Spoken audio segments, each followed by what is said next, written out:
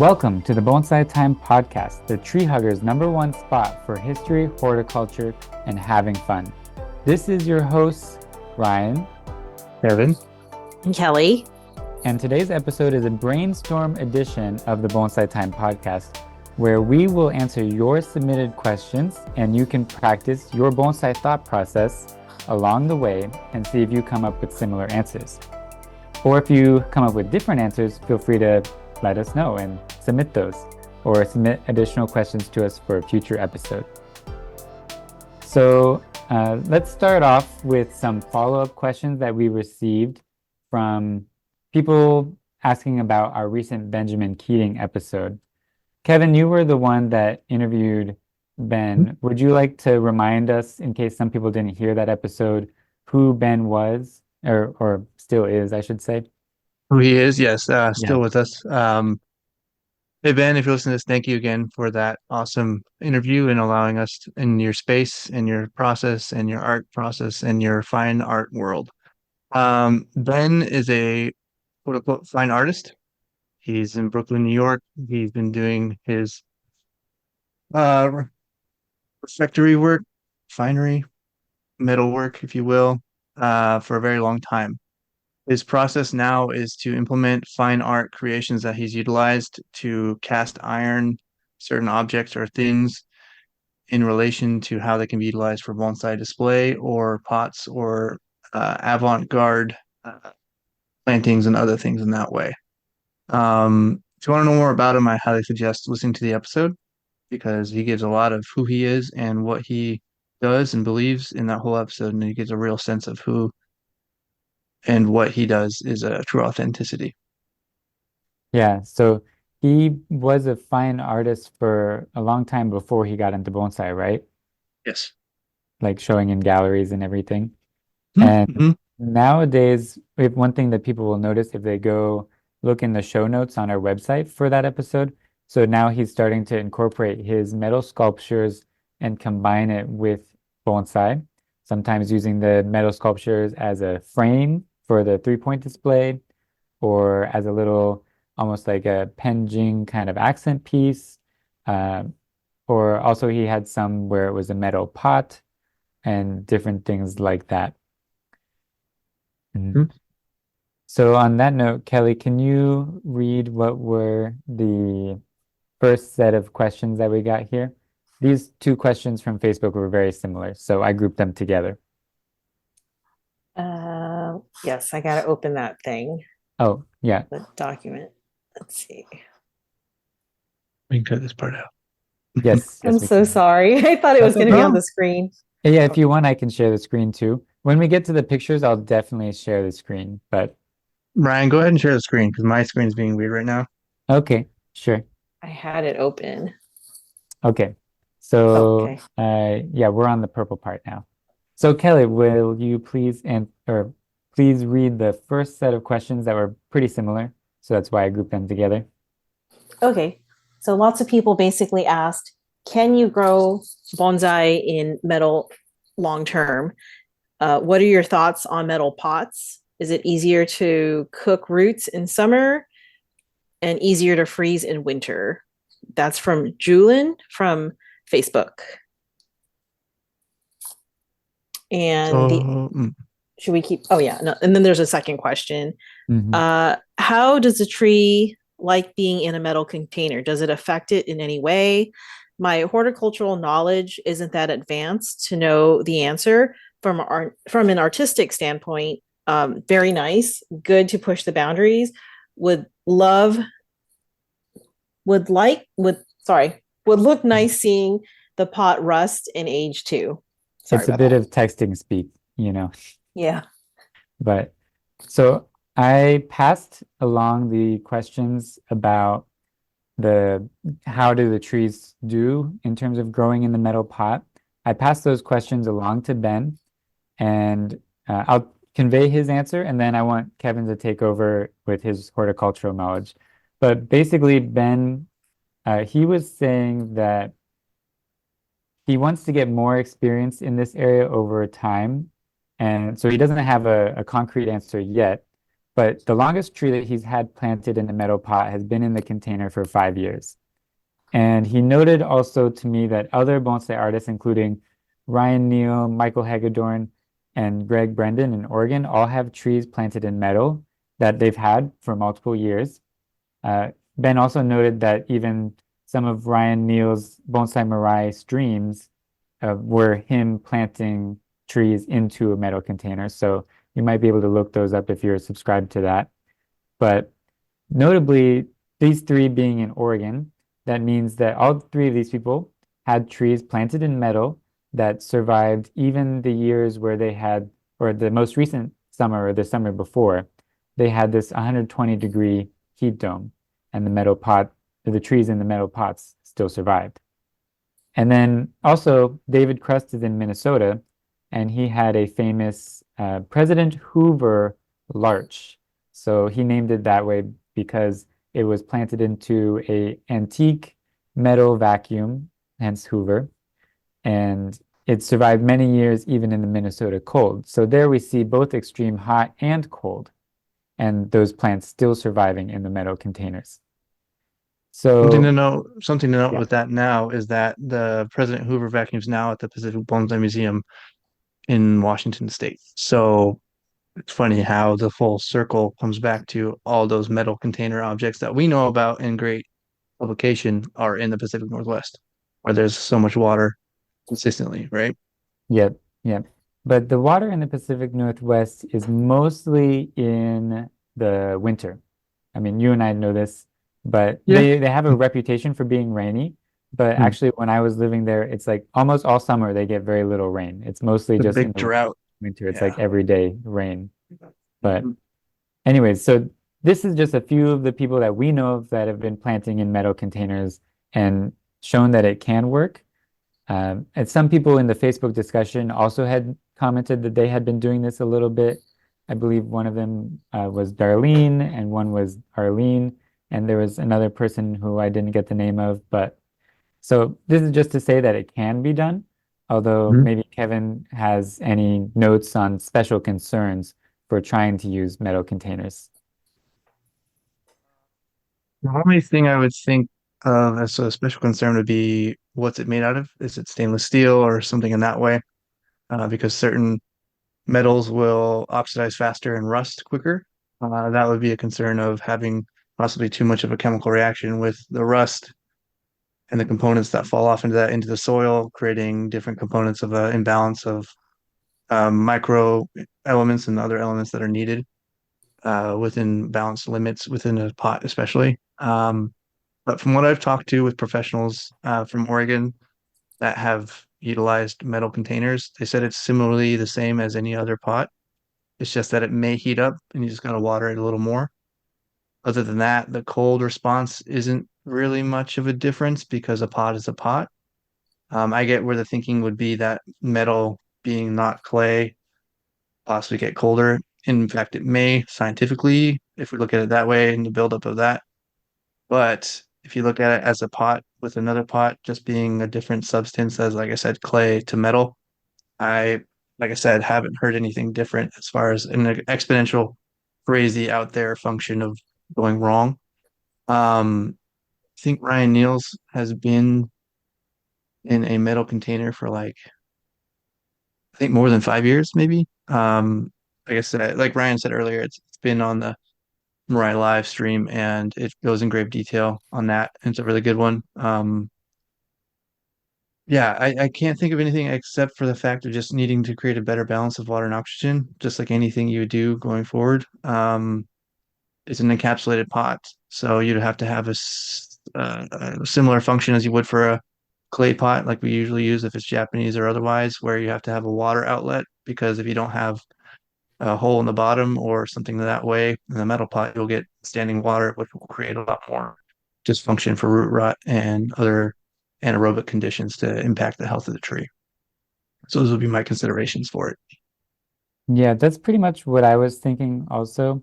Um, the main difference between, say, just in terms of temperature, the main difference between metal and ceramic or a rock is that metal conducts heat better. So uh, Yeah. if it like it may heat up a little bit faster, but someone Hmm. in the Facebook discussion said that like a black pot or a dark colored pot, it was someone that had tried growing in metal pots, and they said a dark colored pot, which absorbs a lot of the light, will heat up similarly to a metal pot. So then again, it's just a matter of if you water it enough, it doesn't turn out to be an issue. And the water can kind of cool the roots and prevent that from being a problem. So something to consider with that too, which is a really good viewpoint with the black in consideration of coloring, as opposed to like if you had like a white metal, like say it was like an old sign or something that was like painted on the outside but metal on the inside and it was white, so it reflected more light as opposed to taking it in. But if you Mm. look at like nurseries in the either agricultural practice of nurseries or the ornamental, they use a lot of plastic black containers because with that it heats up but also produces more root growth because it's that gaseous exchange with heating and cooling based on the watering and the time of day. So there's considerations with that. Like anything, if you wear a black t-shirt, you're going to get hotter. If you wear a white t-shirt, you're going to reflect more light away from you. But considerations are there. I say if you're interested in it, give it a try. But if you have worries about heat, maybe put it in somewhere where it's not the hottest part of the day sun and you get sun in the morning and then that way. Something to think about too, if you're putting like a ponderosa in a metal container, you have to think about the where those live in the environment and they get super hot based on the rocks they're in or the cracks or crevices that have no water, right? So, the trees are surviving hundreds of years in conditions that we're not even probably known about yet. Mm. Do you think it matters what type of metal? Because I heard you shouldn't like wire a tree down or tie a tree down with copper because it'll poison the tree over time. Mm. Heard that. The only thing I could think of now that I've done that in the beginning is that it broke down way faster, so my tree wasn't fully tied in long term. Um, I didn't have any issues personally with having anything affecting from the copper, Mm-hmm. but I think since it's an annealed copper, I wouldn't see a huge difference in how it would be affecting the plant system overall.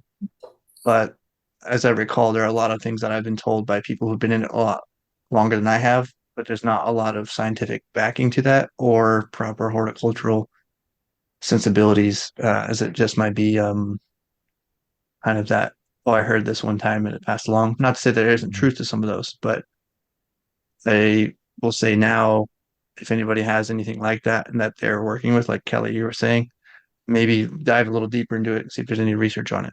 Um, because if there's talks about it, I'm sure there's probably plenty of research on it. I mean, look at Michael Hagedorn's book.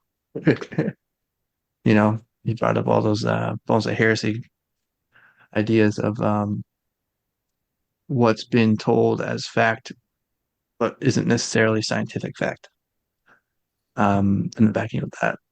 But with metal, I would just say again, like when I was doing welding for a while, doing for work many years ago, it would have to be considerations of weather implications and the processing of decay for the metal as opposed to the strength of the metal and everything else in contribution to a stabilized structure.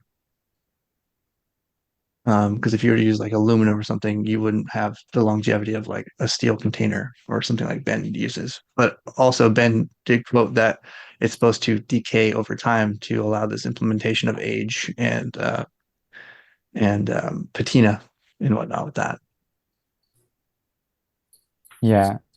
The way that I see it is that, I mean, I haven't looked into the research on this, but I feel like there is, in the bonsai world, there's a lot more room for experimentation here.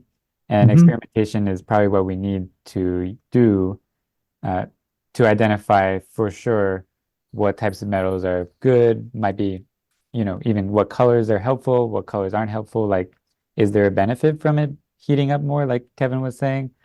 Um, I think it's a lot of speculation right now. So this is why we have a couple of anecdotes of people growing metal successfully, but we don't know a lot of details about like what exactly are the compositions of all of those things that people are growing in, you know? So I I'm open to growing in metal, and I would just say don't put your nicest tree in metal without like testing it out a little bit. That would be my advice. Mhm. Kelly, with anybody you study with in California, have you seen any, excuse me, out of the ordinary, I'll call it, utilization of different potting mechanisms? Like, Um, I don't know where I saw it, so I don't know if I saw it here in California or somewhere else last year because well, I've been yeah, to a few different shows. But I thought I saw one that was growing in an old rusty like bucket that looked like a tin Mhm. bucket or something. And the guy said he's had it growing in there for a while and he thought it just looked artistic. And I thought that's really interesting. And it added to like what you guys are saying, the age. It made the tree look old. It made the bucket look old. hmm. And the tree wasn't like in bad health or anything. Um, but just to add something, just because I did vegetable gardening, we grow like we have raised beds that are galvanized metal, and Mhm. vegetables do fine in there. We don't get super hot here or super cold, but I just wouldn't think metal would affect it unless it's like really small, a small pot, and maybe you got to be more careful.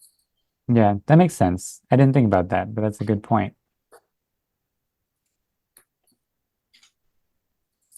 So if we're all done on the follow-ups to Ben Keating's episode, let's move into we got a couple of listener questions. So Kelly, would you like to take the first one there?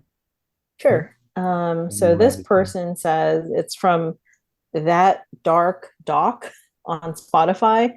Oh yeah. I'm 21 and I'm getting started on my first bonsai. I plan on making a jacaranda clump style bonsai. I'd love to hear your thoughts about jacaranda. There's not much about them as bonsai. I heard that Kelly, have too. you seen any jacaranda? Is it jacaranda or jarconda? I don't actually know. I just copied word for word what they asked. I say Language, jacaranda. We I was have to them all say. over the place here. Um, so I've seen one. There's a guy named Roy Nagatoshi here. Oh Uh, when I yeah. was when I was first starting, I brought a jacaranda or I asked him about it, and he told me either put it in the trash or whatever because he said it's not going to make a good bonsai just because the branches need to get really long, which will Mhm. be out of proportion. Well, see if that picture right there shows that it doesn't have to get long to flower.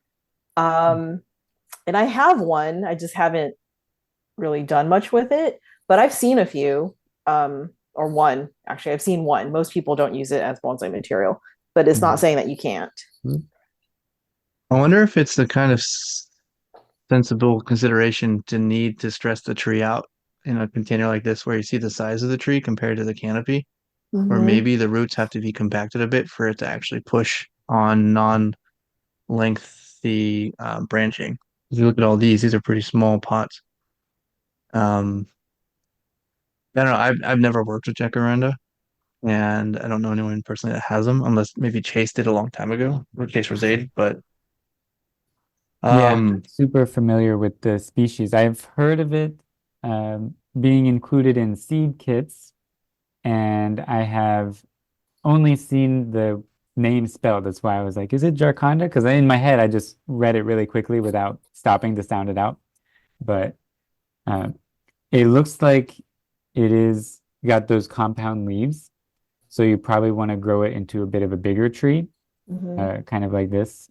So think about what techniques are you going to use to develop your trunk to make it a convincing bigger tree. Um, but yeah, I like your idea, Kevin, of saying maybe once you have the tree and the branches like kind of starting to look nice, getting it into a smaller pot so that you can make it more root bound. And then the inner node lengths will get smaller, the leaf size will get smaller, even though it's got these kind of larger compound leaves. And then if it only flowers at the edge of the extending branch, that distance probably will also get smaller. So So Do we have? some things on here I'm looking at right now as far as the cultivation of them, Mhm. as a broad cultivation spectrum, says can be propagated by grafting, cuttings, and seeds, which we figured anyways, with it being a woody plant. Um, it says though plants grown from seeds take a long time to bloom.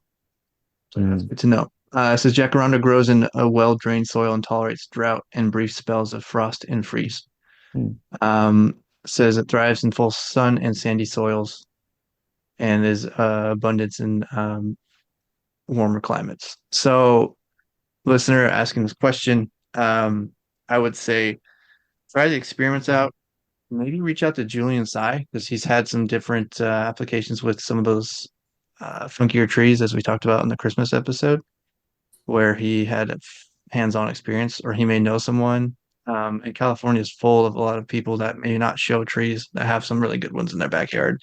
Mhm. So if you have a local club, as I believe you said you're in California, correct? No, I don't think they No. specified, but Well, if I you was get in touch I with thought, someone who's in a more yeah, tropical place, you might run into more people growing this. So, yeah, I jumped on with Kelly. Sorry, Kelly's California Yeah, I vibe. feel like we have them lining our streets, like big, big trees, mhm. and they're pretty. And then they drop their purple leaves, flowers, and they're stuck all over your car and on the Mhm. sidewalk. But I think I only saw one ever at like a show or heard of someone having one. I think if you're just getting started, if and you really want a clump style, maybe try maples or something more forgiving and easier to work with. But if you really want to do jacaranda, I totally agree with Kevin's comment. Just go ahead and give it a try. What do you have to lose? Yeah, especially if you already have the seeds. Yeah. So what do we think about if this species is very suitable for clump style? Do you think that it might, are there other styles that might be better for this species? For a clump? Yeah.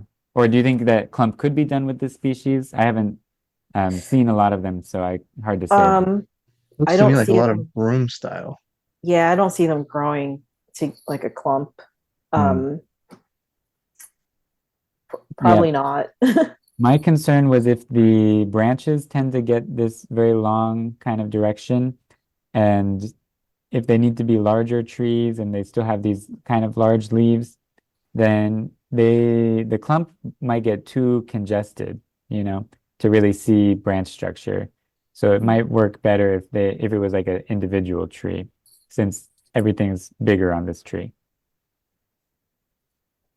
From what I'm seeing, it more lends to possibly like a double trunk, but as it's grown out in um actually wait, let me make more words here.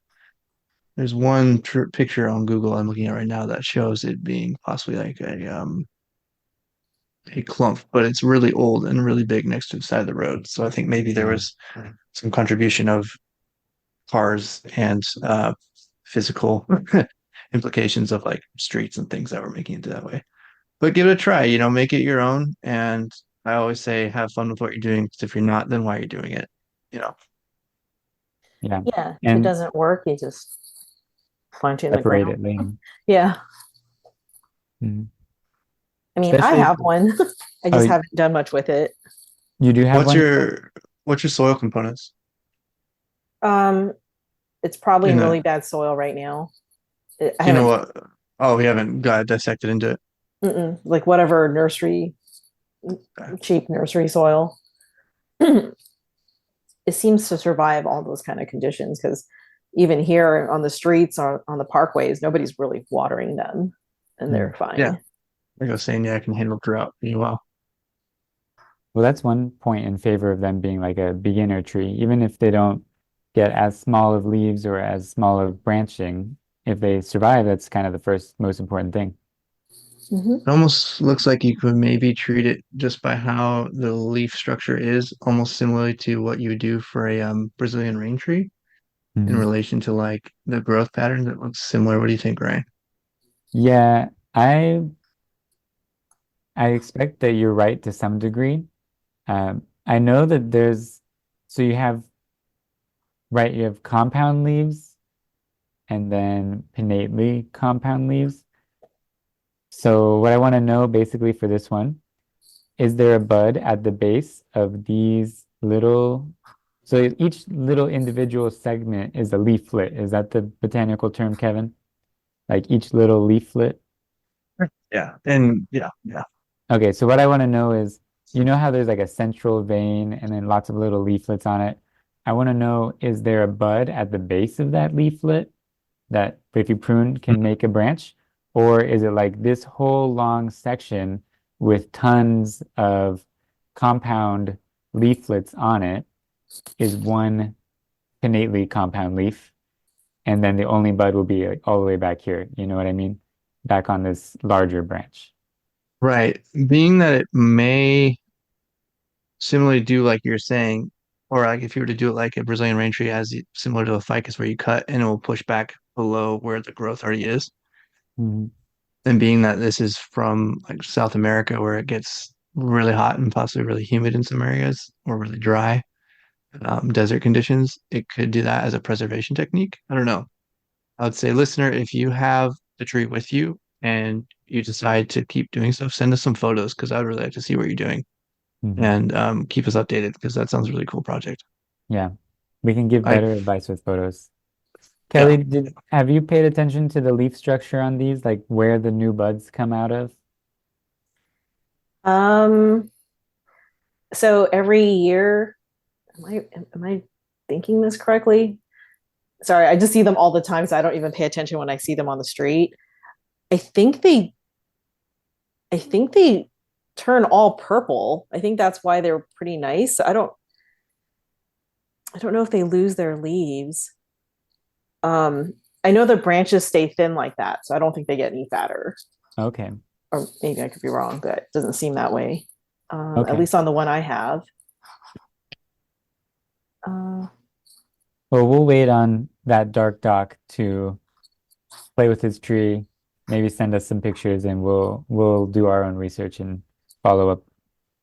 And one thing too, listeners, you're just getting into bonsai, I would say maybe purchase like 3 or 4 trees if you can, given I don't know what you have monetarily to spend on, but that gives you some time to really kind of focus on different applications you can do throughout the year. Because if you have one tree that you're trying to focus on, you might get itchy fingers and want to work more, not knowing what this tree will become as in the process of how you do your styling. So if you have this, throw on maybe a juniper or a maple, like Kelly said, you have different applications to go into seasonal view of work. That's what I've gone into, and that's what I was told by many people now, and it's helped me a lot just in traversing the ups and downs of seasonal care. So, Kevin, that kind of brings up a related question for me. So, let's say you're in his position or his or her, and Mhm. you have this species that you've not really got any experience with. And let's just say, for the sake of this question, that you don't have people around you to ask about it. So, how would you go about experimenting with a new species to figure out how it likes to grow, what types of techniques you can use that it will tolerate, uh, Mhm. and and trying to figure out what would make a compelling style in the end also. I would do 2 things. First would be to see if I could find any research on this tree specifically, like growing conditions, certain things. And I'm assuming that if they're grown in the California landscape of city, there's probably a lot of research, I would hope, in regards to how they're grown nursery wise, because they are probably grown in nursery out there. That's why they're so utilized. And see what they do, and then maybe be able to see information that way, or call a nursery up and be like, "What can I talk to you about?" Because my experience nursery people like to talk about plants, and if you have questions, they will probably answer them for you. Bonsai people too. Um, yeah, yeah, 100%. Mhm. Secondly, I'm sure there is communities out there for specific trees and or possibly jacaranda lovers. And there are niche people that will do certain things for certain things, and Reddit is a huge aspect to that, or other communities online through Discord. Um, those being some things I would look into, but also just the basic horticultural knowledge that you need for this can be found on the internet very easily now. In regards of just finding, like I said, the growth patterns. If you can't find that, then finding what soil implications or applications should be used or heeded to cause of caution, and also what specifically that you are trying to develop or what you're trying to do with your work would be the biggest thing too. Because if you're just getting into it, you're going to want to talk to more people possibly or make a friend group online that can help kind of formulate ideas with you in considerations like how we're having a talking session right now would be really helpful, I think. It kind of reminds me of a Norfolk pine. You guys have those out there? Yeah, they're common like Christmas tree Yeah. sale items. Yeah, it kind of reminds me of that. So I don't know how much you can do on a Norfolk pine other than just let it grow. I don't think you can do too much with the branching. Yeah, Nigel Saunders has a decent one on YouTube. It's basically the nicest one that I've seen, but I think there's a limit to how much you can refine the branches of it. That's what it looks like so far. Yeah, this reminds me of the way they grow because I have a Christmas tree one. Mm. And it doesn't seem like there's much you can do to it. Maybe a little bit of So, wiring. not to interrupt, but for that dark dock, I just typed in on Google Jacaranda bonsai, and the first article that popped up was from Bonsai Empire and a how-to care guide. Yep. Got everything from watering, That's a fertilizing, good pruning, and resource. wiring, and it's all free.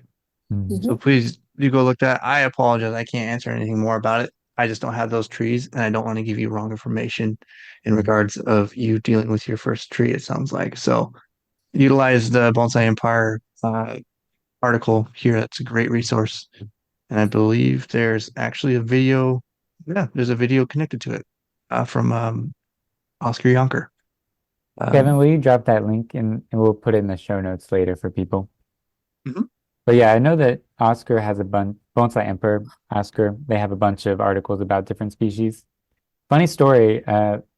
So the other week, I saw someone posting links in a Facebook group that were like individual species guides for bonsai. And it was on this agriculture website. It was super broad. So that was a little bit of a red flag to me. But Mhm. anyways, so I looked through the species guide. It was for a super obscure species. Um, I don't remember the first one that I saw, but it was very detailed, very long article. And then I was like, okay, this never heard of this person. Only like one or two, or never heard of that website or the author. Only one or two pictures of the species. And so I'm like, how do they know all this information, you know? But I went to a different species page they had for pitch pine, and I noticed that it was very, because that's one of the species that I kind of know how it's handled. So that was going to be my test of how trustworthy was the information.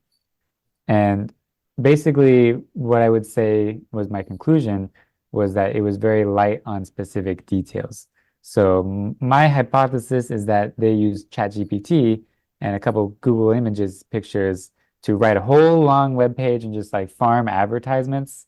So all of this to say, make sure you're going to a trusted source for your bonsai info, and Bonsai Empire is definitely one of them. Although they don't sponsor us, but I'll just say that.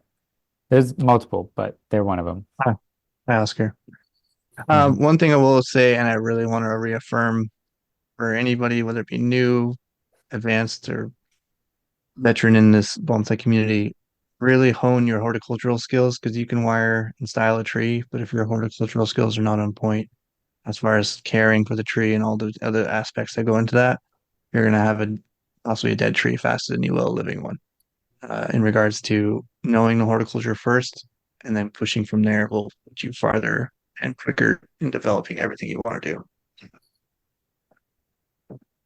That's So my tangent. Kelly, how do you approach, like, let's say you got some seeds of this, how would you approach trying to figure out the growth habit or how you would want to style it over time?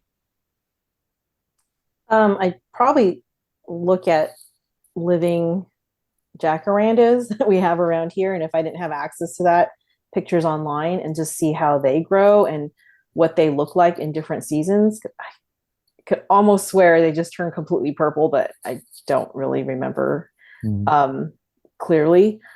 Uh, And I did talk to like Roy Nagatoshi and maybe a couple other bonsai people that have been around for a while. And I just asked them like, hey, do you guys do jacarandas? And they will give you their opinion right away. So if you belong to a club or just know people that grow bonsai, or you can go to a bonsai nursery or workshop or class. I think if you bring up the name of the tree, if nobody in like that group grows it, that could be an indication it doesn't grow well in your area or it doesn't make a good bonsai. So if I was beginning and someone told me like what Roy told me, just throw that away or just plant it in the ground and let it be just a regular tree, because the branches grow too long and it doesn't make sense for it to be for you to waste your time to work on it as a bonsai. I would probably focus on something else that I can grow. But if I really, really, really wanted to grow jacaranda, I would just do it and see what it does when it grows out. And if I can't have flowers and I don't care about that and I just want shorter branches, and I'll just keep it that way. Yeah.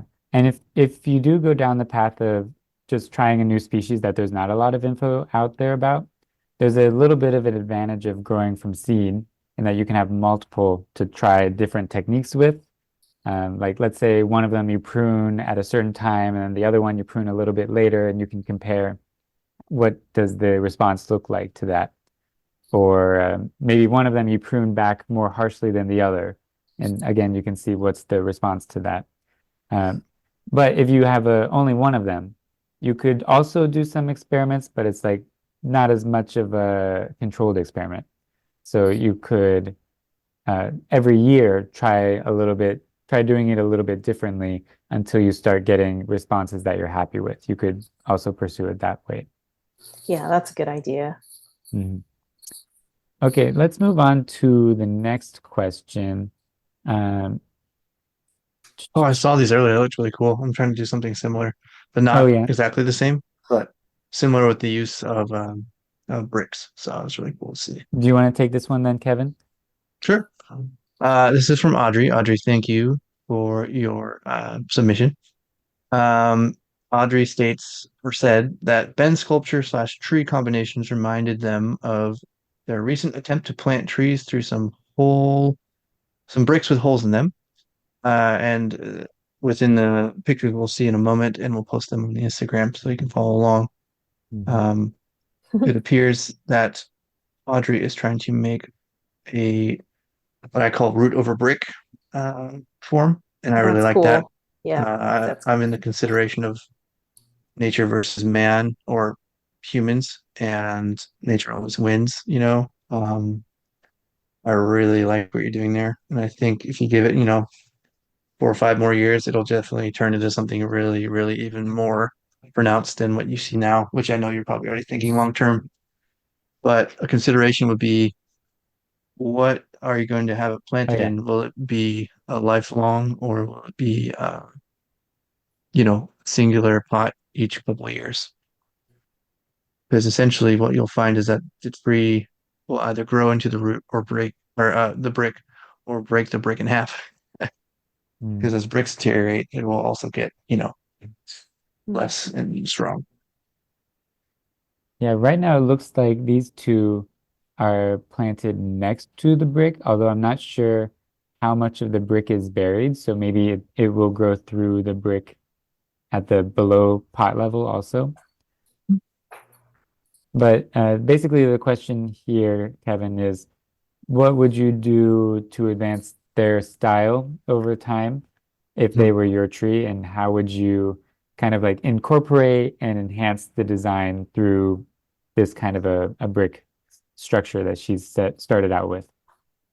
So from what I'm doing in my personal collection with my own brick styling, is I'm creating I have a maple on one that I've tied down to it to see if I can get kind of a root of a rock, a root of a brick, like we talked about, in relation to where it's adhering to the brick, similar to what you'd see in like was it Lao or Khmer, where those countries have those huge trees growing on the old I was thinking temples and stuff. Cambodia. In Cambodia, thank you. I was like Lao or Cambodia, I can't remember which. Those are a big inspiration for me. So I think that's what I would look at going forward because that's a natural entity of doing it as opposed to what we could only implement as a human to nature. If you take those for inspiration, or if you even look at like a tree that's growing out of a sidewalk somewhere or like in a pole, or out of a building, those can be great. I would say for this, as far as development, let it run really tall, let it get big, and let it kind of develop its girth that it needs to, because right now it's still very young sapling. If you're going to do another one in the future, I would say possibly try to get uh, a a plant the size of like your thumb or maybe your index finger. That will give you a little more possibility to play and uh, see more development as a quicker process. One thing to take consideration with this is that your watering needs to be on point, as it's not a conventional container to hold water too well. And also that you need to know that there may be disintegration over time with the brick, which could be really cool aesthetically, but also it may expose, and then you may have to doctor your roots that way. But over time, that should also adhere that idea of like creating thicker woody roots because they become exposed to the air and the elements. So that's what I would do, and that's what's worked for me. I think this year I'm actually going to take mine out of the pot that I have it in and see where it's at in accordance to where I want it to be in hugging and being fully enveloped on the brick. I can share photos of that too if you'd like, listener. So, but yeah, this is really cool. This is what gets my motor going. I like this kind of stuff. So yours were root over brick, right? So you buried the brick right now?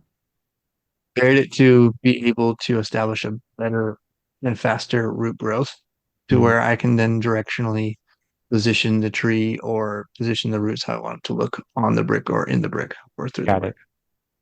it. So a question that came up for me is if you're going for that design, like the tree growing over the temple in Cambodia, are you going to, what size are you growing the tree to? Like, are you going to make it be a shohin, kind of like over top of the brick, where the brick is almost a stand-in for the whole temple? Mhm. Or are you going to make the tree grow very large and have it be like a large tree growing over a small brick? You know what I mean? I would, if it were me personally, and this was my starting point, as this is Audrey's, I would keep it not Shohin because I think it's too convoluted with the size of the brick compared to where the canopy of the tree will be. Mhm. So a little higher than that, maybe more like Chuhin size if you're going the Japanese aspect within the So kind of verbiage. like medium in if you translate it to Me, English, I guess. Yeah. yeah, medium to smaller size, definitely not Shohin like that. Because the spatial difference you'll get from the weight it's carrying with the brick to however much branching you have, I think would be a weird offset. Not necessarily weird, but just it wouldn't fit well in regards of what you're trying to evoke as far as an emotion or art talking point. Yeah. That's my personal opinion on it. Just from talking with your artists that don't do bonsai, but my interactions with them and asking like using physical, human-made things with nature, they're like, well, you have to look at the implications of size compared to the size of the tree, over time. So this looks like it's probably about what, 8, 9 inches tall, possibly, Hmm. maybe 6, 7. And I would let it get to at least a foot, a little over a foot, maybe, and then grow from there and allow your canopy maybe to go another 2, 3 inches up past that. Um, and try to get some secondary branching. Yeah. Like I said, I would take a major inspiration just studying the photos of the Angkor Wat temples. Thank you for dropping that in the chat, Kelly. Now, what do you think, Kelly? Well, I think Audrey is very um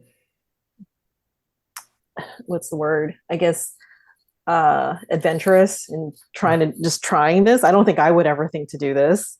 And if I thought to do it, I don't even think I would try to do it. So uh that's great, Audrey, that you're trying different things that are just like not traditional.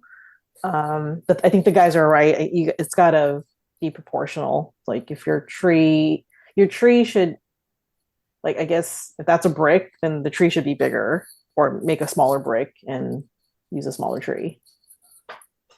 But I think it's great that Yeah. you're trying new things. Hmm. Maybe Yeah. throw on that song Brick House, you know. Here's a brick house. And Yeah. probably in the next year or two, Audrey, if she wants to change the shape of her trunks, they'll want to wire those before it thickens up too much.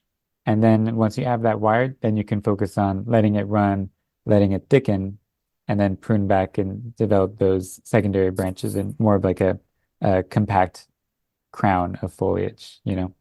So I've Thing seen, that oh, sorry.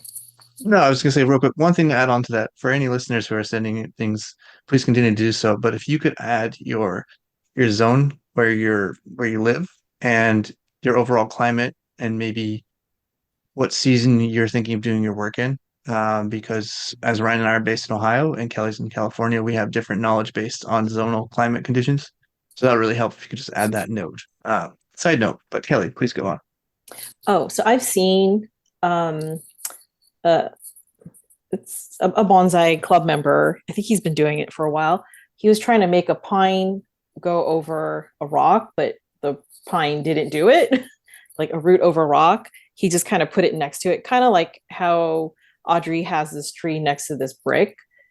So I feel like you got to like elongate the roots or something and just make it go over because it might never grow over that brick if that's what you're trying to do, like a root over a brick. Yeah, that's true. One thing she could do if she wanted it to grow, like if there was not much more buried brick. I think on this one there is a good amount buried, so maybe it's got some roots that are going to grow through this hole. But if she wanted it to have roots growing through the top hole also, or in this one, if she wanted it to have roots growing through these holes, you could bury it a little bit more, maybe do like a ground layer and have like some mesh to hold the soil in a little bit higher, scrape the bark with some rooting hormone and sphagnum and or bonsai soil, and then that should encourage some new roots to form and fill that space. And then later on, after a year or two, you could remove the mesh wall that's holding your soil up and Hmm. kind of like dig through that soil, find the roots that are growing into the brick, and remove the other roots that are going elsewhere. And then you'll be left with roots that are growing more into the brick. Mhm. I will say too, I would let it run, like we said, for a couple of years just to get a bigger girth. Because if you were to try to do that ground layer, which is a great idea, you might have major implications on the tree possibly dying because it's still young. You may need to wait on that. But with your ability right now, you could actually train it to probably wire it in place as a style of like give it some movement and things in that way too, some considerations, you know. Yeah, Yeah, it's this is really basically fun. This is like cool. growing from seed at this point, so you can only do a little bit per year, but after a couple of years, it's going to really speed up. Yeah, I'd say over fertilize the heck out of it and you'll be pretty happy with it. Mm. And if you wanted to speed up the thickening part, you might consider also taking like slip potting this out of the pots that they're in right now, putting them into a larger training pot with more bonsai soil for it to escape into so that it could get more resources, more water, more fertilizer to feed all of the trunk thickening. Now, a word from our sponsor. Today's episode is sponsored by Tori Solis, ceramic artist of Blue Nose Trading and host of the Bonsai Podcast. You can find all of Tori's current ceramic available work at bluenosetrading.com. You can find her also on YouTube, Instagram, Facebook, TikTok, and almost every other social media ever made at Blue Nose Trading. As a final note, she has asked us to remind you all to drink plenty of water today. Now, back to the Bonsai Time Podcast. Okay, so one last listener question. So Liz from the Columbus Bonsai Society, she actually texted me today. She was asking Hey, if we Liz. would be willing to share some tips for successful transplanting. She has some 5-year-old trees in her yard that she wants to try potting up. And it's kind of like an early spring here in Ohio right now. We're starting to get some signs of that. So yamadori season for us is right around the corner.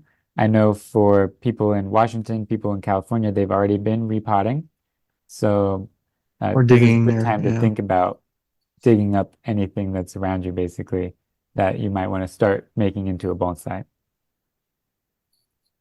tips for successful transplanting would be to look at the trees around you that are not in pots and or other things that are early spring growing to show you that your window of spring is upon you.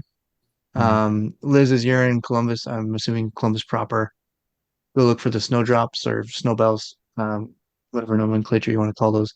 They're coming up in the parks and everywhere. And it's our significant window showing that we're starting spring. Look for the forsythia blooming, and those would be your times to start probably digging if you were to transplant.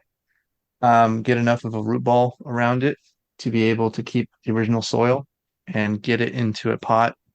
I utilize pumice when I can. Ryan, I believe you have utilized perlite recently, right? Yes. So you have Actually, pretty good Kevin, results will with you that. hold that thought? Yeah, I want to it's give heavy, but I'll hold it. Kelly a chance to respond because I know she just dug up some trees for the first time. So I want to quiz her on what she remembers. Oh, me? Weren't Yeah, expecting a Oh, test, were you? no, I was Da, not. da, da. I just figured it'll help you cement everything, you know? You know, Ryan's a teacher when he does a pop quiz. So Yep, yep. No pressure uh, though. so I didn't actually dig up that elm that I talked to you about. I have yet to go back there, but I did dig up or help dig up a bunch of, I think it was like 40 boxwoods at the Huntington. Wow.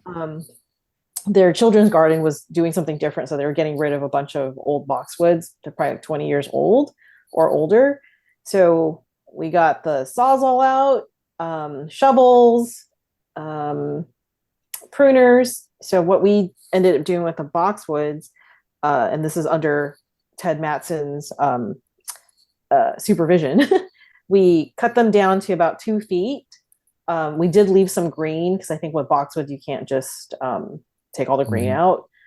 And then we dug out maybe a foot around in a foot and a half or so diameter. And I think with boxwoods you can cut off a lot of the roots. So we got the sawzall, cut off the roots. Then the next day we left them in a tub of water overnight, which I think helps with the shock probably. And then that helped get some of the mud and stuff out. Then we rinsed them off, cut off some more roots the next day, and just put them in pots of pumice because pumice is neutral, um, and I guess it has a capacity to hold water, so it just kind of helps. And then we just put them in the shade. Yeah, so those are some pretty good practical pieces of advice. Um, sorry, Kevin. Sorry to interrupt you. So do you have any specific advice, Kevin? I'll come back to you about transplanting young trees like this, these that are about 5 years old or younger, because they probably don't have a very intact root ball at that stage. So is there anything special you'd have to do for that? Well, I think if I was to do it, I would ask someone like if like I asked you about an elm because I figured you knew how to dig those up. Mhm. If I needed to keep a lot of the soil or if I could just wash it all off. I think in with a young plant, I can't say I've dug out many from the ground, except when I did like vegetable gardening and other things like that. I usually do keep some of the old soil and then I just put it in, like I guess you can put it in pumice with that, with the root ball with the mud. But if you can wash it off, that'd be, I think, better, depending on the tree. Mhm. Kevin, did you have any thoughts? Uh, Hmm. Specifically with young trees, I think you can get away with more. I just overly caution with washing away any of the original soil within like the first 2 years or a year, depending on how fast it bounces back, Hmm. because of the fact there's a lot of positive like microbiome in that, where you have a lot of these activities that have been there and they're growing in that.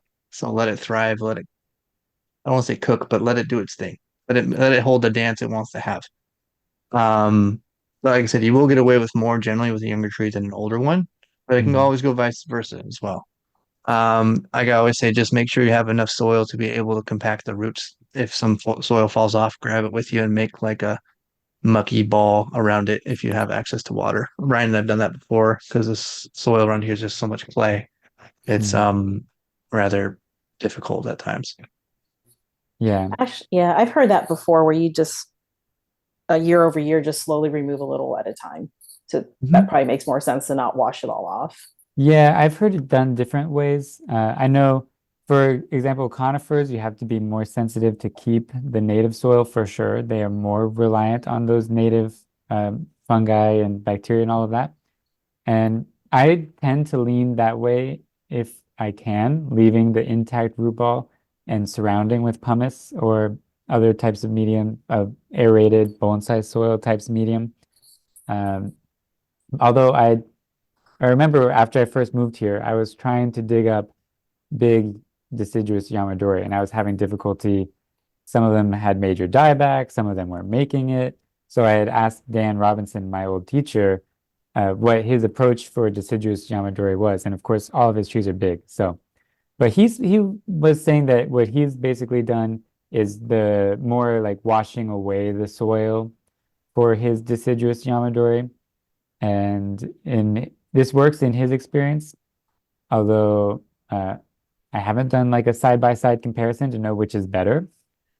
So I still lean, I think that it's more cautious to do it more gradually.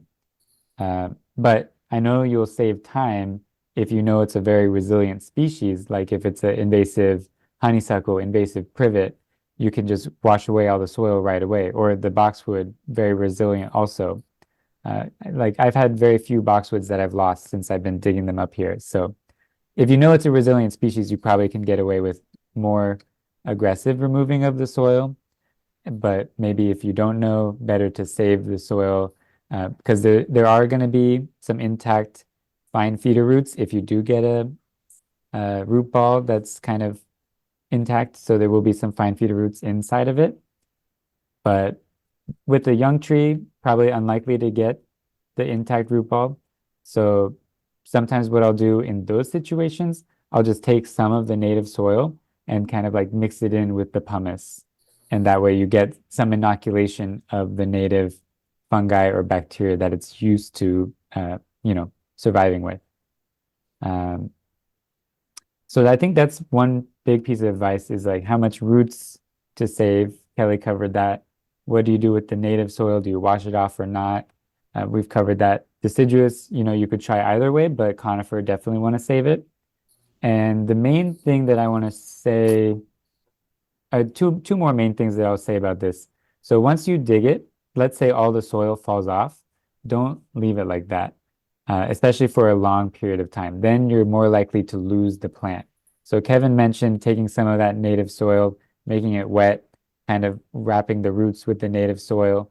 That way, say you're transporting it or you don't have time to pot it up, at least it will stay moist. Or you could put it in a water bath, like Kelly was saying. So both of those will work. Or you could pot it right away, and then water right away, just so that it doesn't dry out. And the last thing I was going to say, this is kind of general advice, no matter whether you're in Ohio or not. But after you dig it and pot it, then we get into aftercare. So what you do does matter for survival when you're digging, but also the aftercare is another big part of it. So one thing to know is that freezing temperatures will kill new roots. So if you dig something, you pot it, then you want to watch the weather.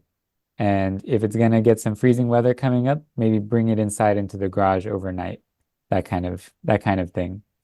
And the last thing I promise now is I'll put it in the shade and not fertilize for a couple months until I see that it's obviously healthy and rebounded. And this just reduces water loss from the plant while it grows new roots. Okay, so I hope that wasn't too long. That could be a whole episode in itself. Yeah. Gotta get those hot takes on the summarized Cliff Notes version, I guess.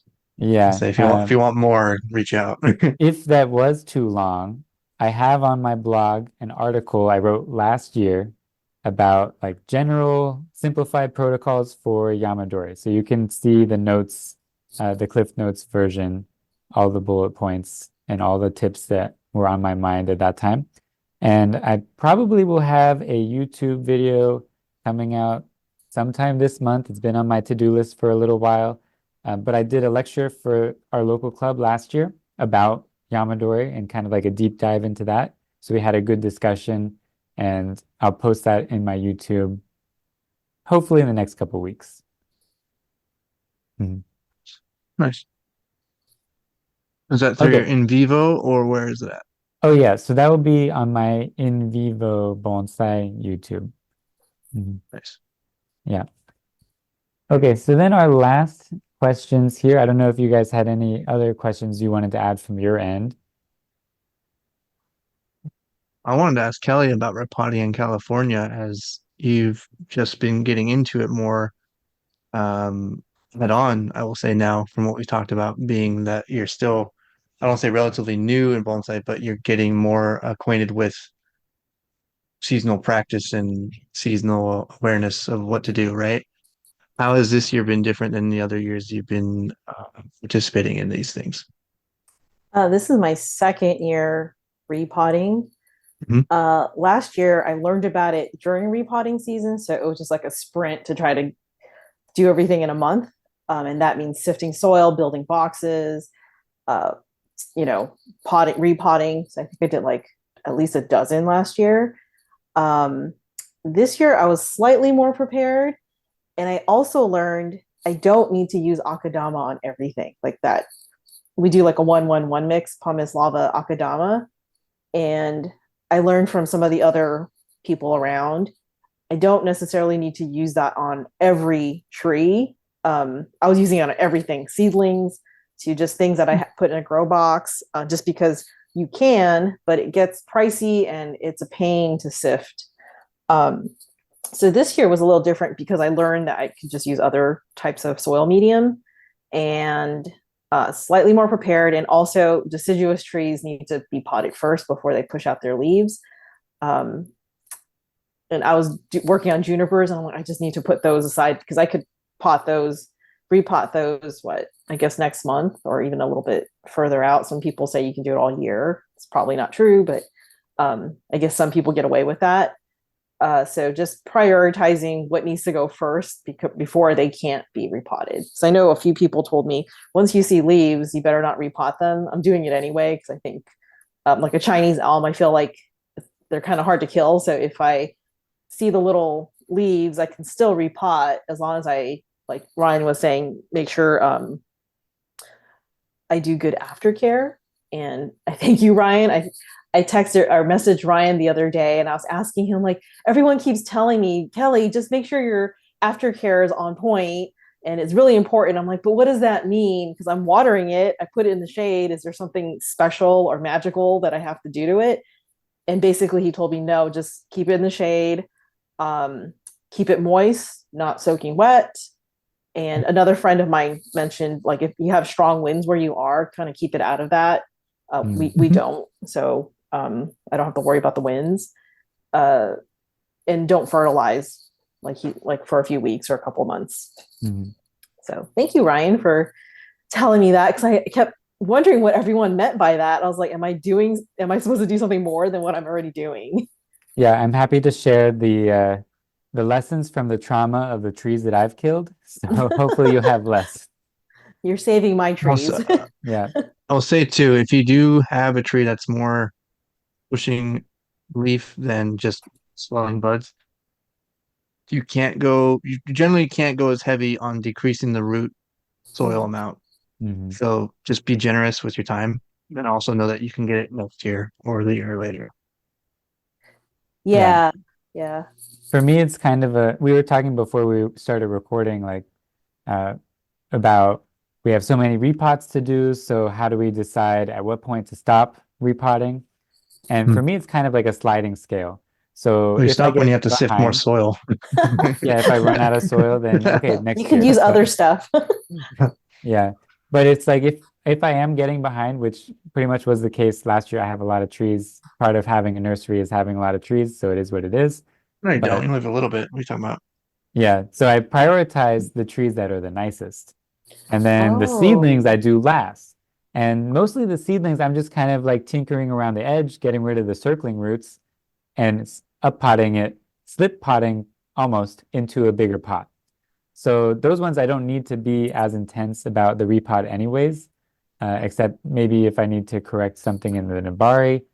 But so that's why I do those ones last because they get less intense root work and they can kind of handle a little bit more being late. Whereas the really nice trees, I don't want to fuck it up, so I do them first. Yeah. I didn't think about that. I'm gonna Mhm. start doing it that way too. Yeah. Hmm. And the biggest thing too is just really get hands-on. If you're worried about repotting, if you have a group around you or friends that have been in it a bit longer, what I call some bonsai mentors, ask them for help or ask them to guide you with the dance. And the best way to learn is just by doing hands-on because you can watch all the material you want, you can read everything you want, but putting it in application is completely different. Hmm. Mhm. And I find myself doing it a lot where I just jones and watch videos. And I was like, yeah, but then I'm like, oh wait, I actually have to do this. Yeah. I And speaking of that, I know some bonsai clubs, they have study groups that meet regularly. I know this in the past couple of years since I left the Puget Sound Club, they got really organized and somehow they've kind of made, Puget Sound as a area is very spread out in terms of the distance that people drive to go to the club meetings. So somehow they've kind of organized into study groups by region of Seattle or the suburbs, different suburbs of Seattle. So you can have a pot or a repotting party with your study group, or if you can get some other interested people in your area to meet up like that. don't And like you can potting kind of by share myself. tips. Was that Kelly? I don't like potting by myself. Yeah. So like I will, even if it's just hanging out with someone, I will throw trees in my car, throw pots, soil medium, fill it up. And if someone lets me come over while they're repotting, or if they're willing to help me, um, it's kind of fun because you get to know them and just have some Mhm. conversation. And then they're always, if they're more advanced, they're always willing to share like what they know. Like no one's trying to gatekeep or anything like that. Mhm. Yeah, that's a good way to get to know people in your club more. Mm-hmm. Mhm. Hey, Kelly, have you noticed a better influence of who you choose to study with allows you major or better access to get more knowledge faster? Can you ask me that again? Yeah, I'll say so. So you study with Mel. Mel knows a Yep. lot of people. In his guidance, do you feel like that you're able to get to better information quicker because of having his tutelage or your tutelage with him? Um, I think Or there's the network he has, I guess, to oh use? yeah, I think there's a few parts to that. So he's put me in contact with a lot of people that Nice. I may not have even realized who they were.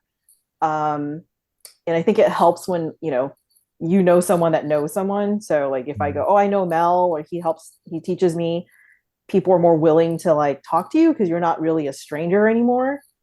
But also, I think if you're new and you're eager to learn, just ask. Just go ahead and put yourself Mm. out there. I never think of like, oh, I'm going to sound stupid or I can't ask. I know a lot of people are reserved that way.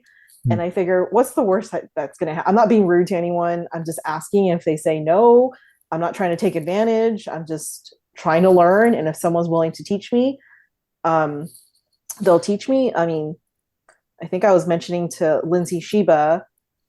He's out here. He was a nursery person out here. And I was like, gosh, I wish there was like someone teaching a beginning class. He goes, oh, I used to do that. He's like, in fact, I'm going to do it again. So, I got to like sign up, one of the first people to sign up. I think the more you talk to people and just say what you're interested in, I'm not expecting anyone to do anything for me, but if I bring it up and someone's like, oh, by the way, I have that, or I can help you do that, or for another person in the club just recently, I think the other day, we were talking about grafting and they said, oh, well, so and so is going to have a grafting workshop. And I went up to that person, I'm like, you're going to have a grafting workshop? Like, how do I sign up? He's like, oh, just let me know. So I think if you're just willing to put yourself out there and talk to people, but it does help, like you said, if you know someone, like for instance, Mel, he knows a lot of people. He's been around for over 50 years. He can guide me to who knows how to help or where I can get material. And then once you get to know them, your network just keeps growing. I hope someday or you have a episode with him. I really want to know who this gentleman is. He sounds like a great person and a resource to have just even talk to historically and whatnot. Yeah, I don't know how much. Yeah, he's a talker. But I think if you're like interviewing him, I don't know. We'll see what happens.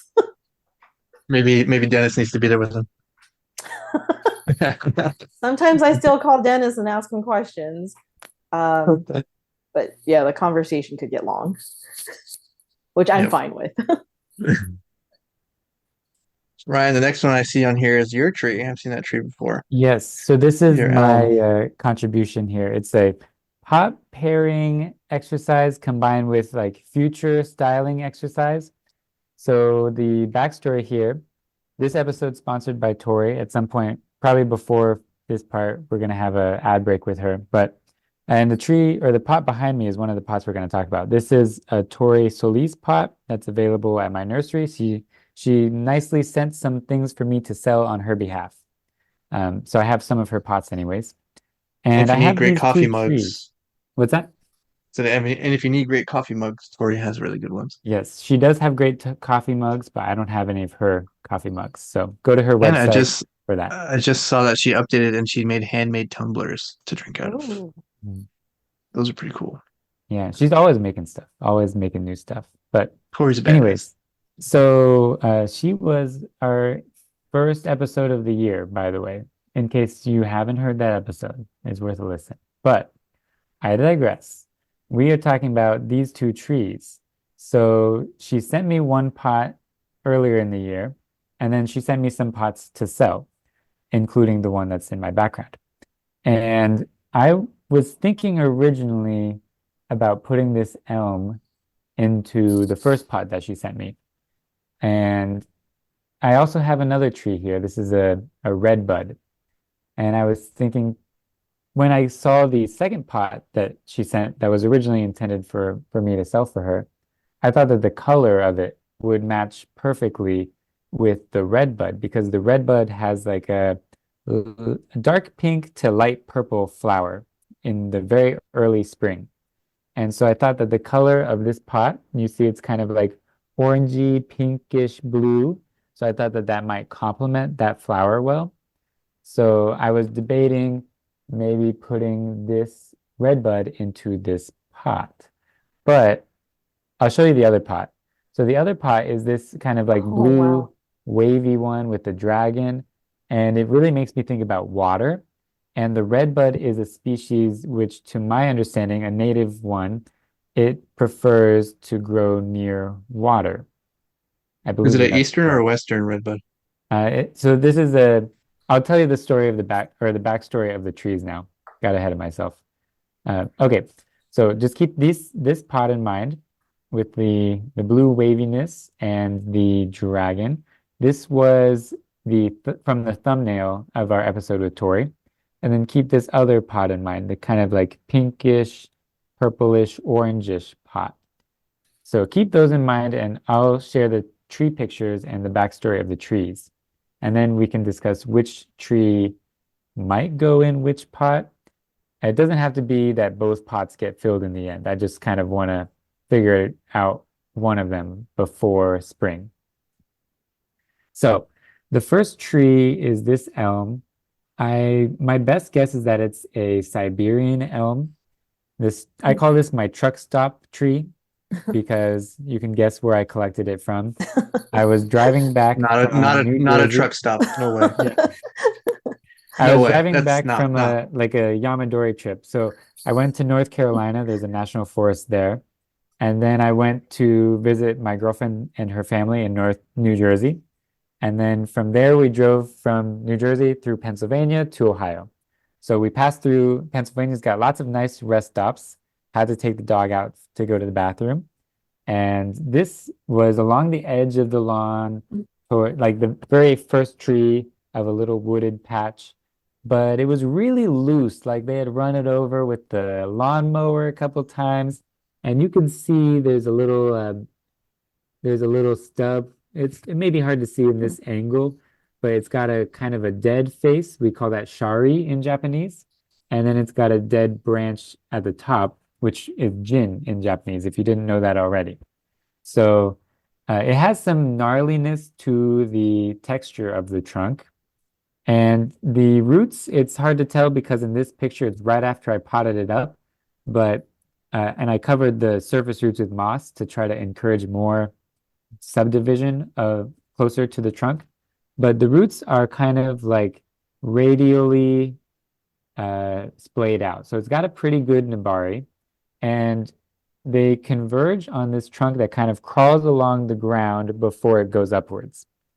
So this was the first tree that I thought about for that dragon pot, because to me, the shape of the roots are kind of like a claw gripping the earth, and it's kind of like got that serpentine shape coming out. And the only other thing I want to say about this tree is that it basically jumped into my car because it had been run over by the mower. It only Not was at a connected by truck stop. one root. I barely even needed to get out the pruners. Didn't need the shovel at all. So it was trying to escape, and somehow it ended up in there. But anyways, I plead the fifth. You saved And it. You saved yeah, it. yeah, that's what we're going with. So So it hitchhiked with its thumbs and knew the rules of the road.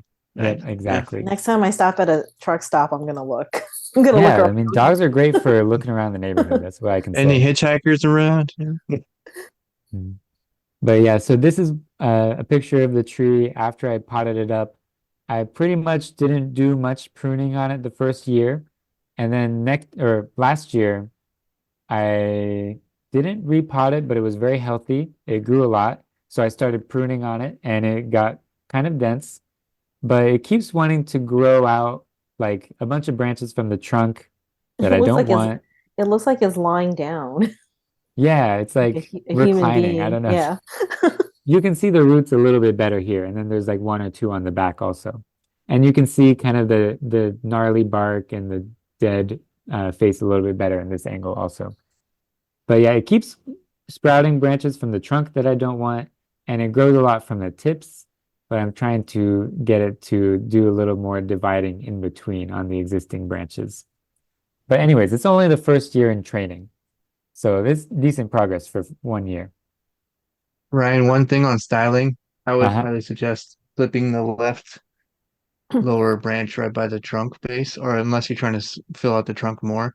Hmm. For future reference, if you already had that in mind, I don't know. But I think if you were to take that out sometime in the future, it'd give you more of a pronounced canopy with an approach that's actually grabbing on the earth.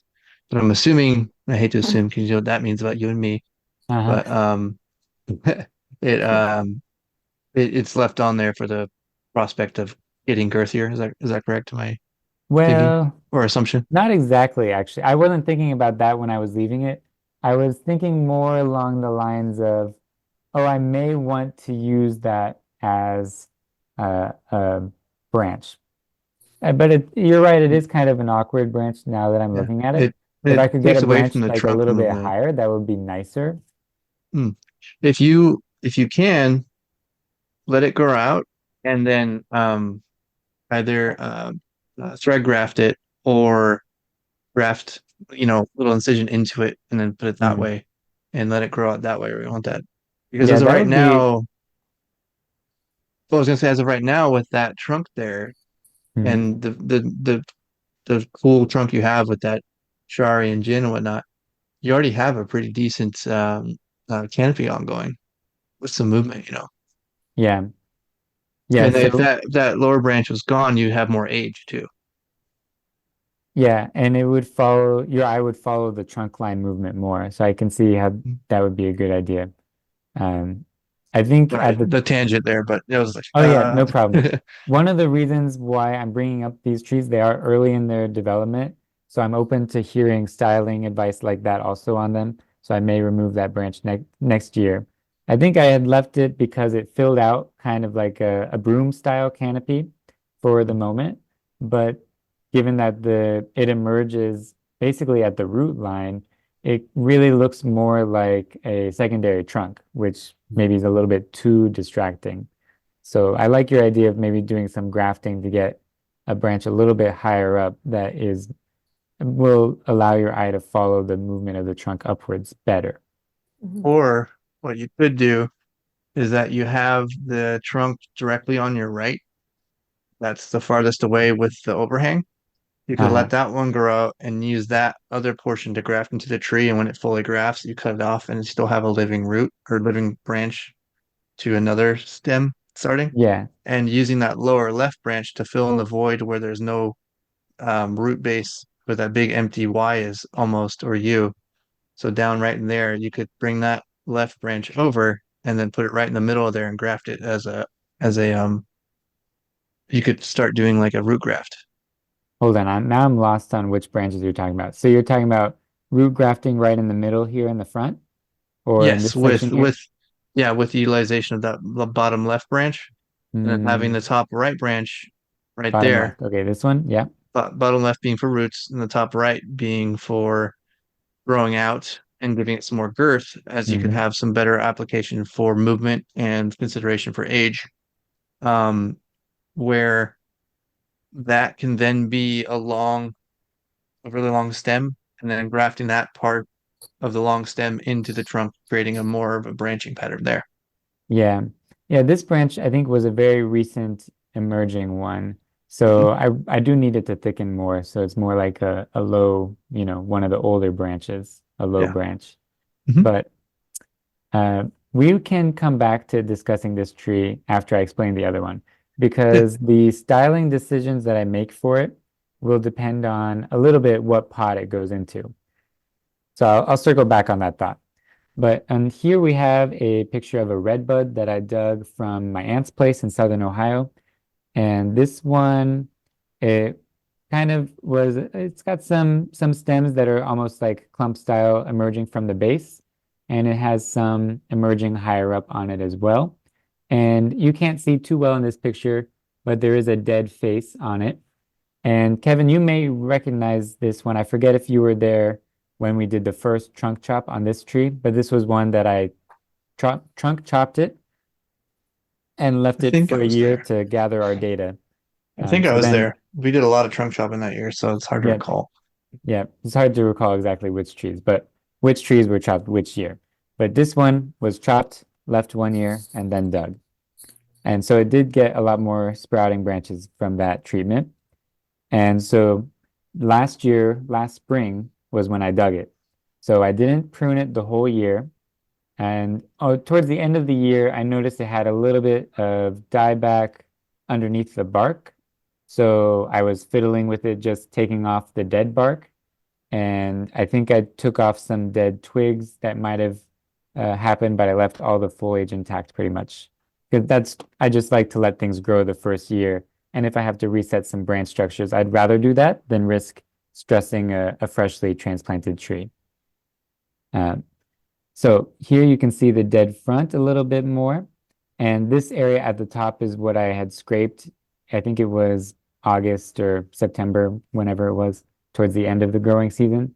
So that area had died back probably after the trunk chop, back to one of the previous existing branches.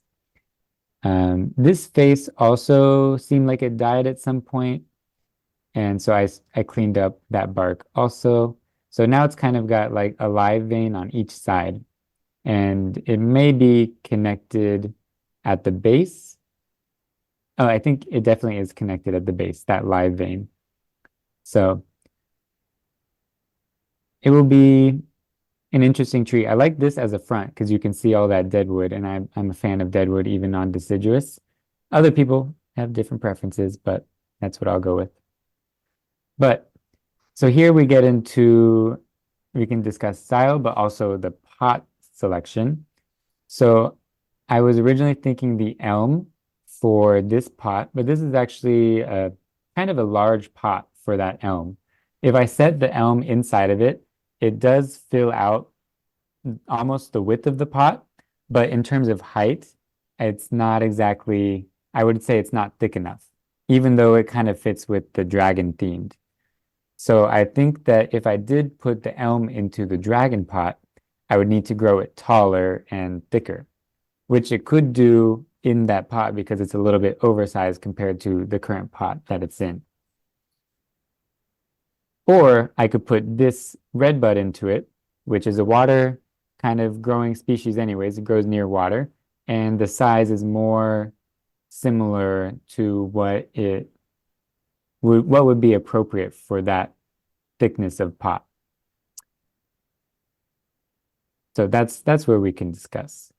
If we think that this one fits well with the dragon one, then I will have to decide, how do I want to grow the next section of the trunk or a trunk line to make it a taller tree, basically, a taller and thicker tree. I personally think that the elm, the first pictures, suit well for a shohin. I would like to see that planted on a rock of some kind, maybe like a nice lava stone. Okay. Dare I say, taking that from Dan Robinson. Um, for the second one, redbud, Acerus canadensis. I really enjoyed that trunk movement where it just gives that flowing little bit, and I think that could be utilized really well within the dragon pot, because if you were able to plant it correctly and give it just a little, possibly a little more of an angle at the base, maybe it could look like the dragon's going to be climbing into the tree. Hold on. So let's describe a little bit for our listeners, in case they're not watching the YouTube version or not looking at this in the show notes right now. So Or on the this Instagram. tree, it kind of goes up straight, and then it has a little bit of a bend towards the end of that angle, the end of that upward section. It bends right a little bit, and then it goes almost straight again, but this time bending a little bit left in a straight fashion. It bends to the left direction. And then it has another kind of obtuse angle where it's going another straight segment. And that is the deadwood gin, which probably will get carved back. So overall, it's kind of like going upright and then to the left right now. So are you saying that you were saying changing the angle? So can you describe, how would you change Yeah, the so angle, I guess? if you're vertical right now, as we're looking at this tree, it's vertical up and down. Tilt it a little bit to the right.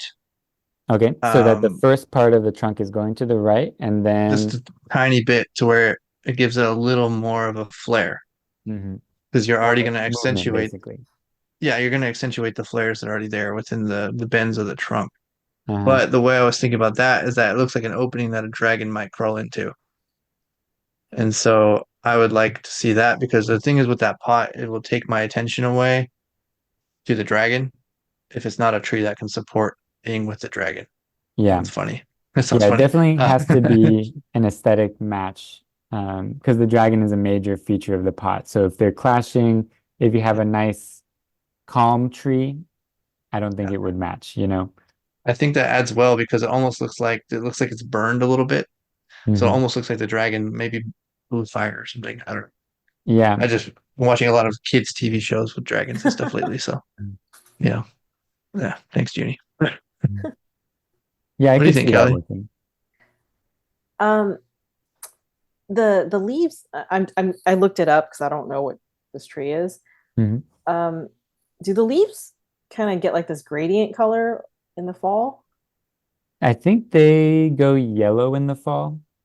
Some do, or some change to red or a brick red. Some can be reddish red. It really depends on the genus. So like the leaves would be like, some would be yellow, some would be orange, or Possibly, yeah. peachy I've at seen different both, times. yeah. Okay. Maybe the Yeah. cultivar or something, like Yeah. special landscaping cultivars are Or different. cultivar, not genus. Sorry, listener. And the flowers are pink or peach? Yes, they're like light purple, dark pink. Yeah, with a little bit of Lavender, white maybe? tinge. Is that the Yeah. right word? The white tinge to it. Here, Yeah. let me pull up a picture of red bud flowers. Type in Eastern redbud, because it's going to be different for. Oh, I think. this is a good example. Fun fact, you can eat the flowers. You can put them in a salad. Yum. Yeah. Let us know how that goes, Ray. I did try them a little bit. They were a little sweet. Yeah, Any so the psychoact- flowers are really small, but Oh. they are this color. Any psychoactive attributes after eating them? Hey Unfortunately, no. man, I'm off the tree, man. Yeah. I'm always afraid to eat anything off a bonsai tree because like it might have pesticides on it.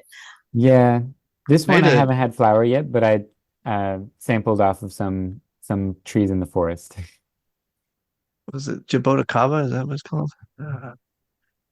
How big is Think- that peach pot? Oh, this one actually, so this one is more like 10 inches. I think the dragon one's more like 12 inches. So the peach colored pot, um, I had written down on my sheet here all the sizes of the pots that I wanted for all the trees that I would like to repot. And I had written down for the red bud that I would like it to go in a 12-inch pot. So the peach one might be too small, but I think in my head I was like, if I still have the peach pot, maybe I'll just see if it fits, if that's what I decide that I want to try. Or I also told Tori if she made a bigger peach pot, I could be open to that. So, yeah. I kind of like the coloring of the peach pot. Maybe the size isn't correct. Mhm. I like the coloring of that. And I think not Ryan, Kevin's right about the dragon. You probably want like a rugged, spiky, or some harsh looking tree because the dragon has spikes on his back. Yeah. Luckily, What's the- most of the trees I And he dig looks are angry. rugged. So, What's the tree? It's a tropical tree with the thorns on the trunk. It's like huge, like inch thorns. What are those called? oh, I've seen pictures, but I don't know what it's called. Is it a succulent? No, it's But it has purple flowers, right? I think it's this. Is it the silk floss tree? Is that what I'm thinking of? I don't know if that one has thorns. I've seen like a pink to white flower on that one. Yeah, I mean something like that would be cool in there. Oh Like, yeah, it resembles silk floss tree. Hmm. like yeah, those Oh, would be yeah. cool. Something like gnarly in that. To quote Dan, because I know he's your teacher. Yeah. That one, I don't know. One consideration I would have with the peach pot, it might take away from the tree itself because the green is such a dark green on those leaves that it might be too much of a contrast with the color exchange because it's such a dark color of that peach glaze. Yeah. If it was like a little lighter, maybe that's just my personal take. But I do love Tori's glazes. But specifically with how vibrant and dark green the Cercis canadensis leaves are, the eastern redbuds, it's like, and they get pretty big too. So that's the thing. Hmm. I know I was gonna say I know the western redbud leaves can condense a little faster. I don't know the eastern yet. I haven't gotten to work with them too much. So let's ask a little bit of a zoomed out question. So aside from No these pun two intended. trees, yeah, how do you, uh, I guess, go about picking what pot color might match with your tree or what tree might match with your pot color, depending on what your starting point is, That's a Like say funny you had question a you pot you asked. wanted to fill or a tree you needed a pot for. I was gonna run something by you guys, but I forgot to put it in. I got this. I don't know if you can see all the color on that. Hold on, what color is that? Like a gray? Blue. No, it's blue. Let me see. Okay. Pull up my phone here. This is a Tori pot. She sent me one, so that's very thankful. Thank you, Tori. Hmm. Um, Oh, Oh, if I y'all can can see see that blue that. better. Yeah. I was thinking I have a rock that I can put in there with it. I want to put a juniper on top of the rock, like it's in the ocean. What do y'all think about that? Mm. Are you gonna do like a root over rock kind of thing or like juniper on cliff? Yeah. Here, let me get the talk amongst yourselves about that. Let me get the rock real quick. Okay. So Kelly, what do you think? Like how do you pick what type of pot color matches with what type of tree, I guess? I think just looking at the coloration of the leaf. So these, like, this is a deep green, but it's kind of like got some purple, bluish green in it. Yeah, that So might have with- been a shade, but it definitely could be like a dark green. Mhm. Mhm. I would pick some kind of tint or color that's similar to like the leaves or the trunk. Mm. Probably not the trunk for this one, just because it has green leaves.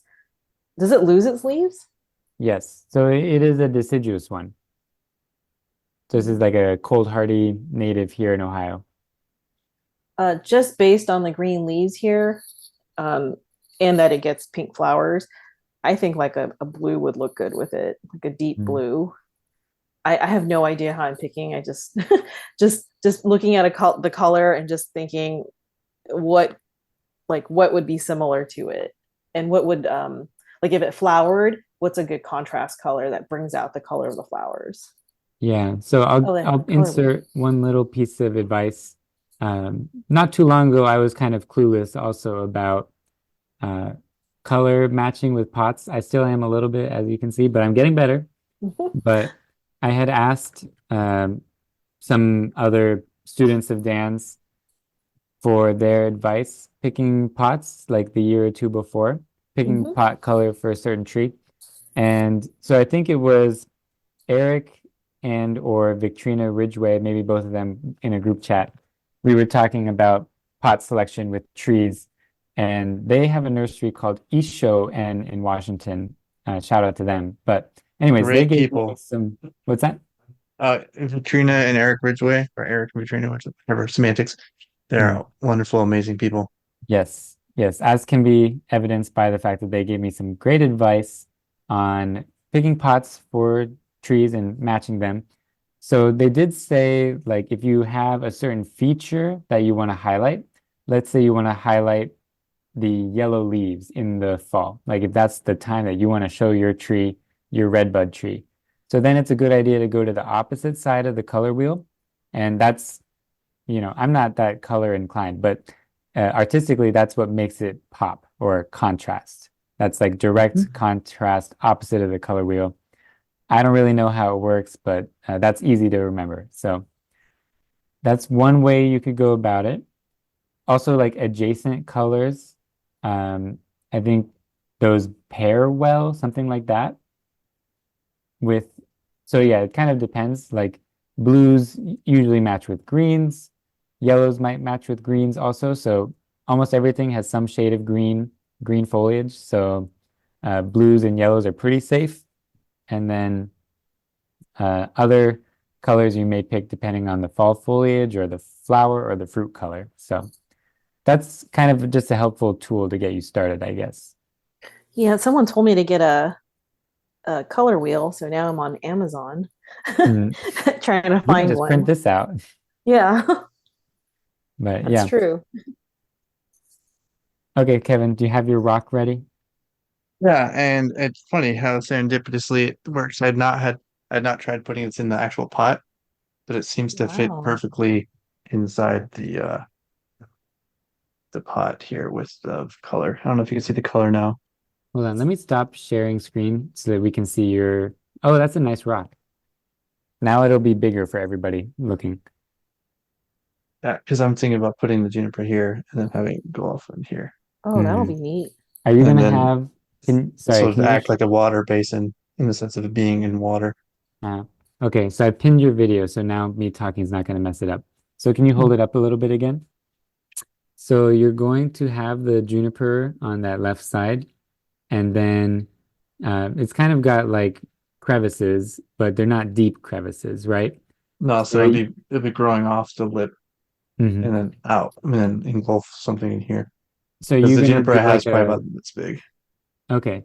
So you're gonna do some muck wall for the roots to grow downwards into the soil, you think?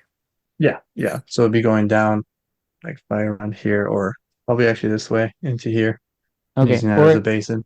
are your roots already thick enough that they can be exposed to the air and you don't need that necessarily? I don't know. I got these just recently Okay. from Superfly when they were doing their kind of sale to get out their inventory, because I think he's sadly officially out of business now. So I saw We'll those fact and was check like, that, but sure. Yeah, please do. mhm. Yeah, and so I thought that'd be a great little position to put this in. And then I have another juniper I'm working on. I'm gonna do with my daughter and have her pick the pot, and that will be her juniper she started. So What kind of that'll be rock is fun. that? Seems like it's light. I don't know. I got this from a gentleman online, and Rob has been selling. Or no, I got it from Rob, who got it from a gentleman online. Hmm. You man, it's good stuff. Hmm. Yeah, because that's pretty stuck in there. It's not bad. I just have to put some putty around or something. Mhm. Might be forever home. Maybe not. Manual, I guess. Are there No, what do places? you? Hmm? I was going to ask, are there places in Japan where junipers kind of live next to the ocean, or are you trying to evoke a different species, I guess, is my question. I think there are lakes around mountainous regions. Pardon that really loud point there. I can put that out with this. Sorry, where was I? Junipers Oh, living next to there oceans or would be other some that species? will grow in mountainous regions that would be around lakes, so it wouldn't surprise me if I see it around water. Hmm. Because with this influence, it'd be something like miniaturized mountainous to a water aspect, you know? Because Hmm. generally at the bottom of every mountain is some kind of water, whether it be a stream, lake, or pond, or, Okay. ocean. Yeah. Yeah. I just thought of that. Yeah. Hmm. One thing I think about is like if we think about the native junipers here, the Sierra, the Rocky Mountain, the Utah, there's a lot of them, but a lot of them are more like drought tolerant, deserty type. Mhm. Although we have also in the US the eastern red cedar, which is also a juniper, and that one I guess is more water tolerant. So yeah, I was just wondering maybe there's a different species behavior for the Japanese ones in their native range, you know? Mm. I Mm. thought of doing possibly a um, uh, deciduous tree on it or something, but that would take some time. Not to say that I don't want to take time, but I think a juniper would just fit it pretty well because the Mhm. contrast of the blue with the foliage, Yeah, I think it would look really nice. And plus, the sizing is about perfect. and they get the miniature foliage really well with like a shimpaku or something. So Yeah, I think it is a Shinpaku. I like those a lot. So, um, here we go. Check this out here. are you gonna share your screen? I will send it in the chat. Oh, okay, I'll share a screen and post it back in the show notes. I can find the chat. So it says this is a Rocky Mountain juniper. Um, where'd it go? Hmm. Am I looking at the one that you were trying to look at? Just found a different one that's actually better. There you go. Okay, I'll wait for that one. Let's just put it in now. Ah, okay. So do you know where this one's at, or maybe it's just stock image? British Columbia. Huh. Okay. Whoops. Didn't mean to do that. Okay, I guess I can't put this one in the show notes, but let it be said for the record, there are juniper trees growing next to an ocean or Puget Sound or something like that. Yeah. Hmm. Can't get Seattle out your brain. Yeah. There's two more that I found that are actually really good at exemplifying the You guys ever what I'm see talking about. Karate Kid 3? I haven't Yes. seen any of them. Oh, Okay. okay. So Yeah. when we finish, I want to talk to you guys about this idea I have regarding Karate Kid. So But in that movie, propels down the mountain. yeah, and it's like by the beach or the Wait, is it ocean. number two? Because three isn't three with the gal? Because isn't number two I where they open the shop and then he I thought 3 was the shop and number 2 was with the girl. Because I never saw number 3 until recently. Uh, Okay. Isn't there a newer Karate Kid that came out recently? Yeah, we don't discuss yeah, that one. I don't watch Oh, those. okay. I won't start with that I one. don't. Karate Kid 3. Let me look it up. I think. Oh, you're right. You're right. My bad. You are He correct. opens his little store. I don't want to spoil it for you, Ryan. So I'm not gonna. It's the fourth one. That's the next Karate Kid with the gal. Her there's name, 4. Hilary Swank, I think is her name. Yeah, Hilary Swank, and she's the fourth one. That one it's okay. Yeah, Karate Kid 2, Karate Kid 3 is where he's like, you're right. He was rappelling down the mountain and getting the juniper. Okay, I didn't know there was a 4. So Yeah, you can watch it or not. Oh, that guy. What's his name? Daniel. Oh, Is not in number 4. no, Ralph Macchio is not. Okay. It's Hilary Swank's taking over for that. Let's see. You're gonna have to watch it, Ryan.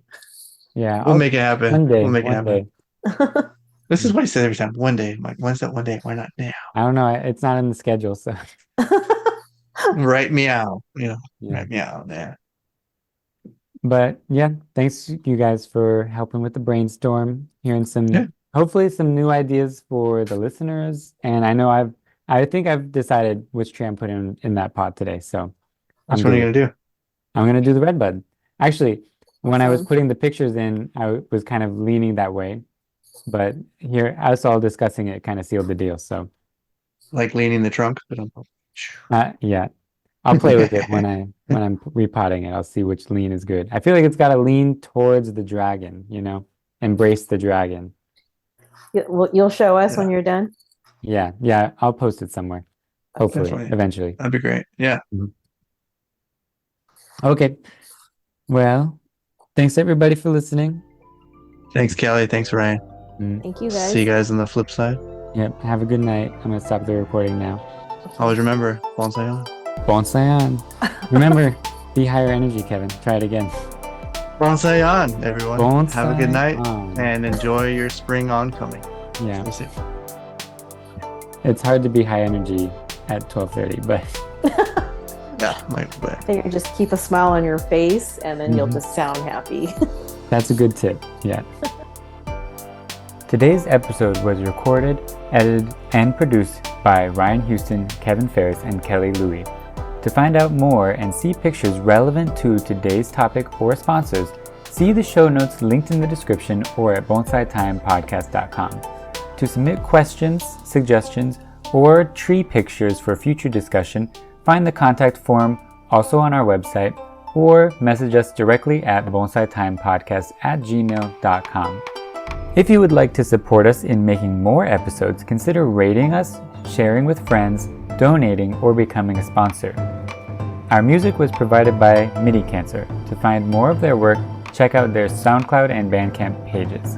To stay in touch with us, subscribe to us in your podcast app or find us on YouTube, Instagram, and Facebook at Bonsai Time Podcast or on TikTok at Bonsai Time Pod. Also, Kevin and Kelly are at Kevin_FerrisPNW and Bonsai with Kelly, respectively, on Instagram. And Ryan is invivobonsai.com and on all social media. Remember, have fun and bonsai on.